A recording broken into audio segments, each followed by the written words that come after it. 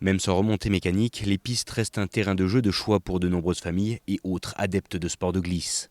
Un espace qu'il faut pouvoir toutefois sécuriser, forfait ou pas.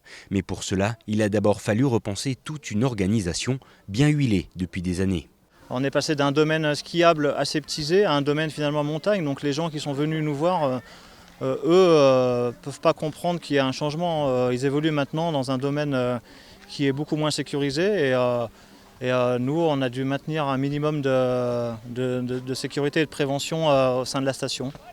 Voilà, c'est comme ça qu'on a un peu repensé la chose.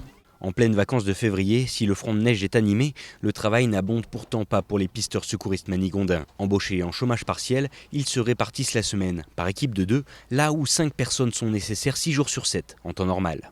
On ne peut pas être plus parce que ça serait dément de dire d'avoir un service des pistes complet alors que tout est fermé.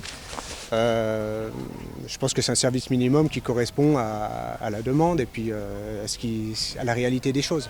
Pour faire simple, 230 secours la saison, une saison classique, donc une bonne activité de pisteur sur un petit domaine, Manigot, c'est énorme. Et là on se retrouve à faire 5 secours, 6 secours pour l'ensemble des collègues qui font comme moi, une journée de temps en temps dans la semaine. Donc c'est dérisoire, on ne peut pas comparer notre activité à une activité normale, c'est sûr.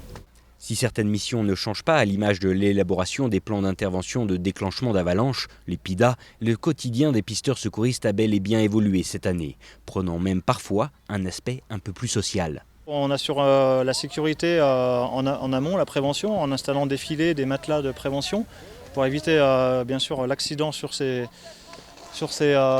domaines de glisse.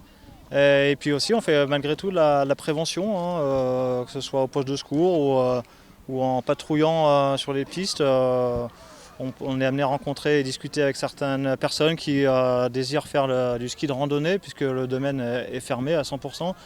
Du coup, les gens découvrent un peu l'aspect de la montagne autrement à travers le ski de randonnée.